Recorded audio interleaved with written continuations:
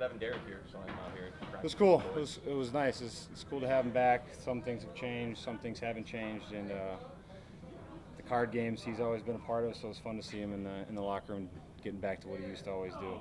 TJ, has much changed with Greg Roman's offense with the Chargers? Personnel, obviously, but some things seem consistent with what we've seen in the past. Some things seem newer. Obviously, running the ball is first and foremost for them. A different type of quarterback, not to say that's better or worse for the offense, but it's just a different style of quarterback. But we know they're going to try to pound the rock. What have you thought about the job that Harbaugh has done? It's obviously not his first turnaround job, but what seems to make that possible for other teams? Well, I think they've done a good job. I haven't followed the team much from afar, so I just know they're doing some good things this year. What's different about the Chargers' run attack than the last two you guys have faced? I think the bigger personnel groups, the willingness to stick to the run, kind of the wear on you factor. They're not going to spread it out and try to run as much as some other teams. So it's going to be a challenge for us. It's going to take a lot of bodies, a lot of little men hitting, a lot of big men getting off the blocks and making plays. What have you seen on film from Joe Alt so far? Obviously a high-profile rookie tackle, but it seems to be a matchup that we talked about quite a bit on Sunday. Yeah, I think he does some great things in the pass and the run game. Obviously, when you're selected that high, it's for a reason, and I think he's done some good things through 2 weeks. Do you just watch his NFL snaps, or will you go back and watch like college reps for a guy like that who's still pretty young in his career? Well, I try to absorb as much film as I can. Is Joe Alt the League maybe the best nickname you've ever heard for an offensive lineman? It might be the only one that I've heard for an offensive lineman. But yeah, I mean, if it's working for him, go ahead and run with it. What did you like you guys have done in run defense that you would like to carry over into this game?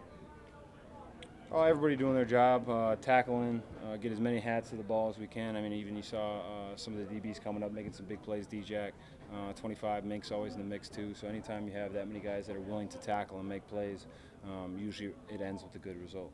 As a defense, looking at field goals that have been kicked this year, they're getting longer and kickers are more accurate. As a defense, how aware are you guys of what the range of the other team's kicker is? I mean, obviously you want to get them off the field regardless, but how much is that something that you're paying attention to? It's something that's discussed earlier in the week briefly, just asking what type of range the field goal kicker has, like you said. But more than anything, we just want to limit the amount of time that we're on the football field. So we're trying to get stops as quickly as possible.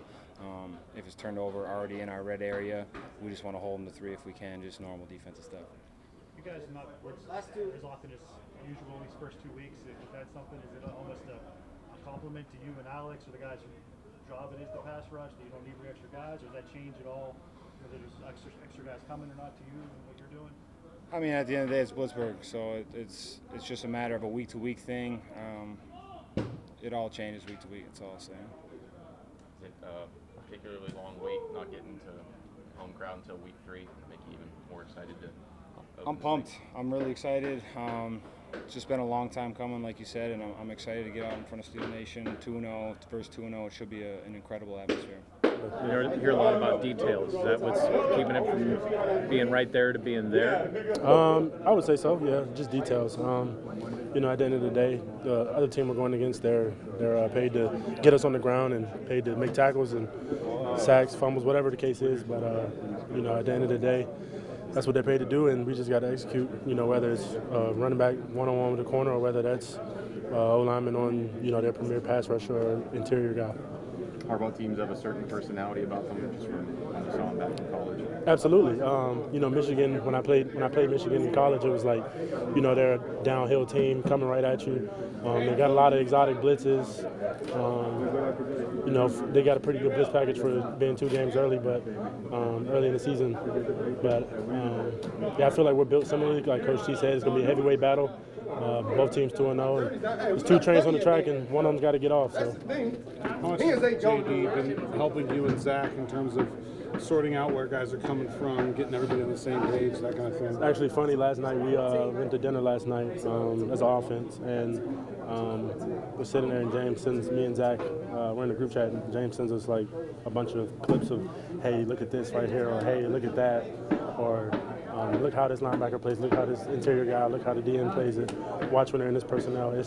I can pull out my phone and it's like at least 8 clips, like 15 seconds long, and he's just like rewinding it back and forth, and he sends it to me and Zach. And, he's just filling us in on stuff he sees, because obviously he sees the game differently than me and Zach do. Me and Zach practically we have the same amount of game experience. So obviously James is going on year 7 or 8, whatever it is for him. So obviously he sees the game a little more clear and it's slower to him. So yeah, he just tries to help us out whenever he can.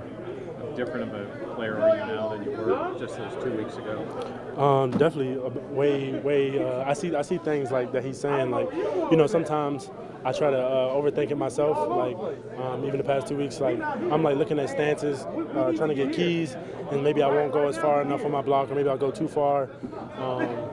You know, just seeing certain things like that, and then sometimes I'll be right, and I'm like, appreciate you, Jimmy. But yeah, he just sees the game slower, and you know, if ever he points something out, like even today we're out of practice, he's like, you know, pay attention to this and pay attention to that, because we got to have a certain look, and you know, he picks up on a lot of little tidbits and keys throughout the game. Feel free to ignore this if you were asked it already, but for you personally, do you feel like this is a bigger game, just knowing that Isaac could be back and it could be your last tape for a while? No, I mean, you know, I'm just taking it week by week. Whether Isaac's healthy or not, I got to be ready to play regardless.